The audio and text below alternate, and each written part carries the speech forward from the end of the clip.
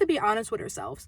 The one thing holding you back isn't a lack of talent, isn't a lack of intelligence. It's the fact that you're waiting to feel ready. Hello, beautiful people. My name is B. I help women become the best versions of themselves through my unsolicited advice. Today, we're going to be talking about why waiting to feel ready is one of the biggest mistakes you can make if you're wanting to change your life. First thing I want to talk about on this topic is being ready is a feeling, but action is a decision. Don't let procrastination cloud your judgment to the point where you do nothing at all.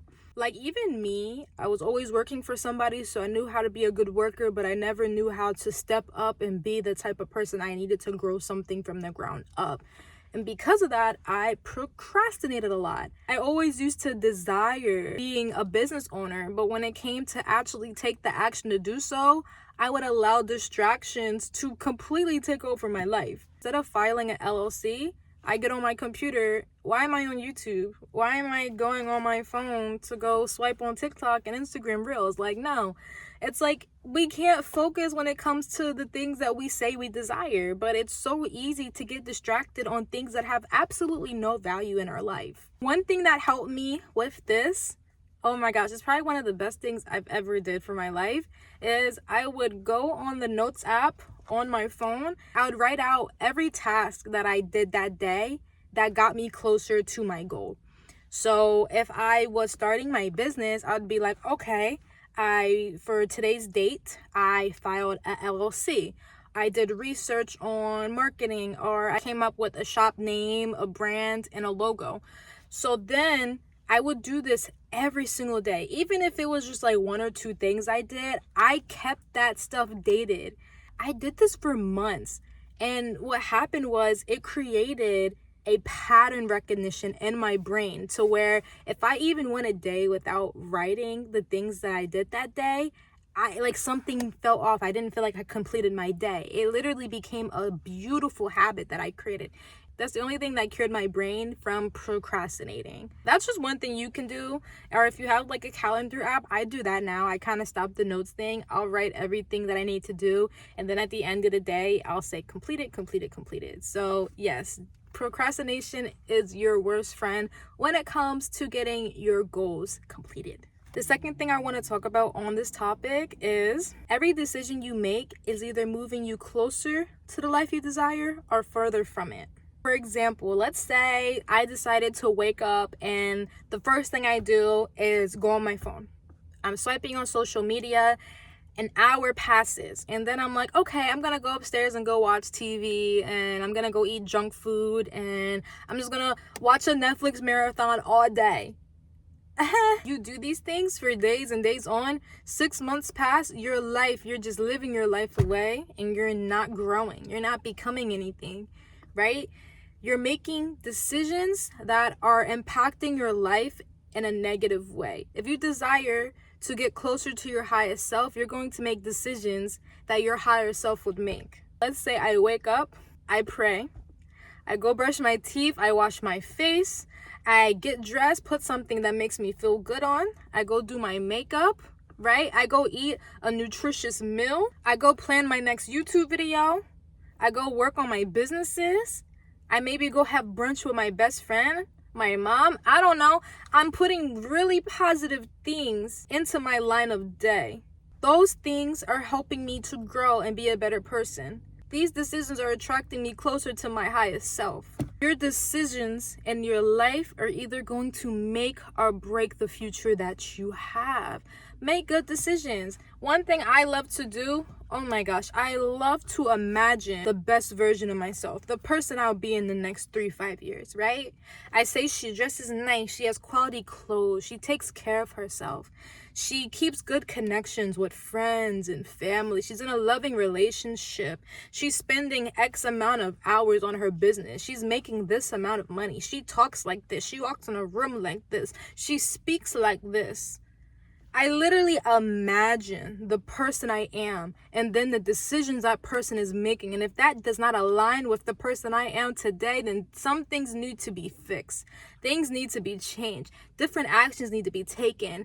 New habits need to be started. So it really, really depends on the actions that you're going to start taking now to truly become the person that you desire to be. That is so important, okay?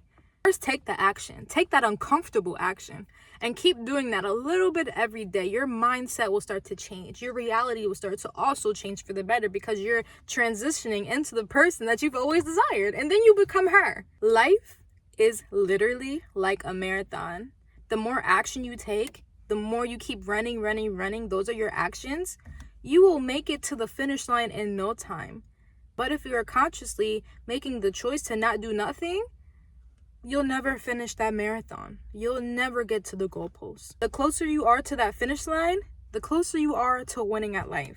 The third thing I want to talk about on this topic is your attempts in life. You need to look at it as data, not failure. A lot of people stop taking action in life because they don't get it on the first try, or they fail, or it's a lot harder than what they thought it could have been. So they just stop taking action. They stop trying, they stop doing, they just completely stop. Like, for example, when I was in college, when I was in university, I was taking some extremely hard classes that made no sense. Honestly, I could have did without them. But either way, I had to go through those really difficult classes in order to get my diploma and to graduate. I really wanted to quit. I didn't want to do it anymore. I felt like it was stupid. And also on top of that, it was just so difficult to understand. If you took mathematics or statistics in college, you would understand that pain. If I had given up the first time I didn't get a good grade that semester, I would have never been able to have a college degree. Instead, I decided to go try again. I took that failure I had at first, I used it as data. I said, okay, the first way I was trying to do this class and study was clearly not working. So I have to take this information that I know failed and change it so that I can go take this class again, but pass with flying colors. And that's what I did. I had changed my studying. I changed the way that I communicated with my professors. I talked more to my classmates to get help. I got tutoring. And guess what? That C went to an A. I would have never been able to accomplish that if I just gave up. And this example is to you guys in life too. We're meant to fail. You'll meet people that are masters at their craft. You'll meet people that are just extraordinary at the things they do. They're extraordinary because they continue to fail. They continue to fall. They continue to make mistakes, but that consistency in action is the only thing that drove them to be the best at what they do. You have to look at your failures as data. This did not work the first time. Okay, scratch that. Let me make a different plan so that this plan will help me get to that goal. Studying that first way did not work. Let me change the way that I study. Let me get some extra help.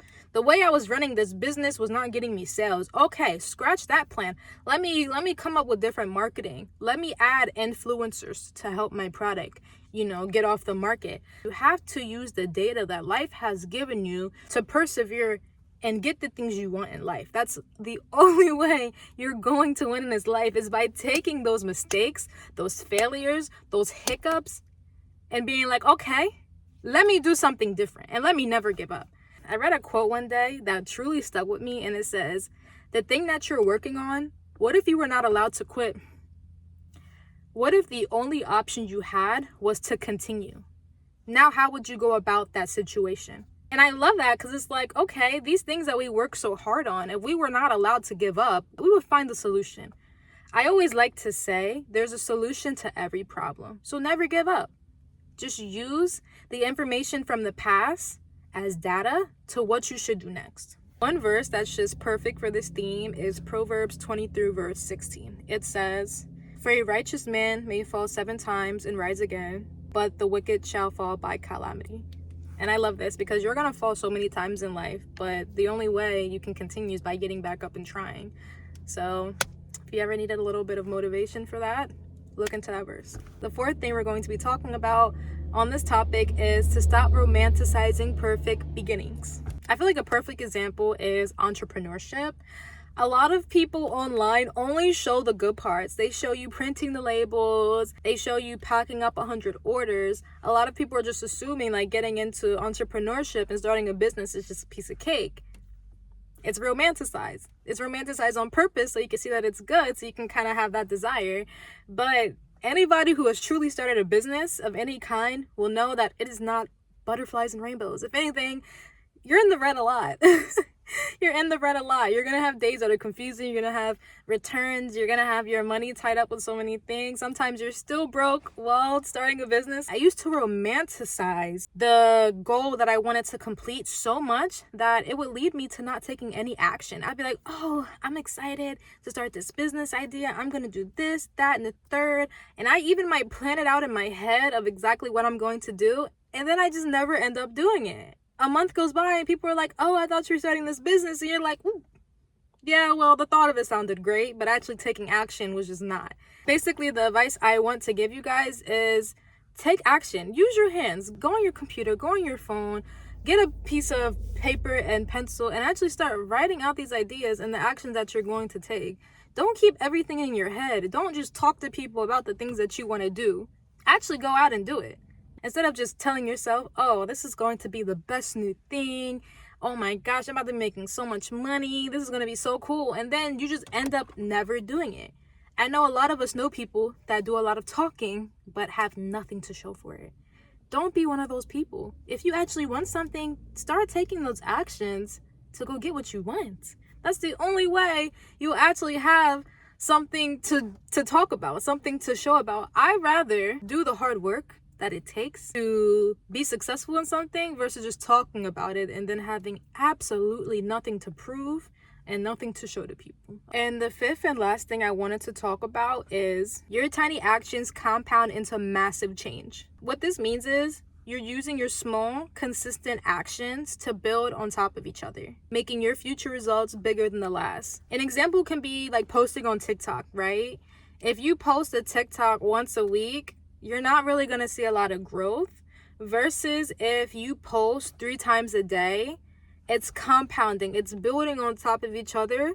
It's kind of like building Legos a bit to the point where you get every Lego piece from every upload. You give yourself 6 months, you have a whole channel that's growing. You probably have like so many followers, you have so many people checking out your channel. You might be getting brand deals, you might be getting like new opportunities you never would have unless you made those actions every single day that compounded and made something way bigger for you, basically bigger results. It's even like posting on YouTube. Like I can post once a week, but maybe if I post 2 or 3 times a week and I'm actually giving out quality videos, that's gonna give me such bigger results versus me posting once a month. You can't graduate from college by just finishing 1 semester. Like, no, you have to go through your 8 semesters, your 4 years of college to get that diploma.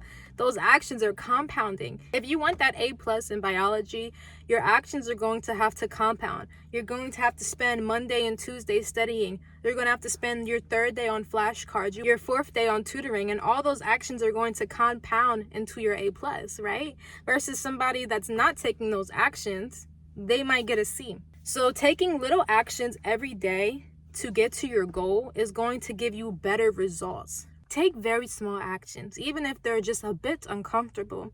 Take them because that uncomfortability will promote growth. If you do any of these steps, I'm telling you, in 6 months, you'll be unrecognizable. Thank you so much, guys, for getting to the end of this video. Don't forget to like, comment, and subscribe if you want more videos. And yeah, I'll see you guys very soon. Bye.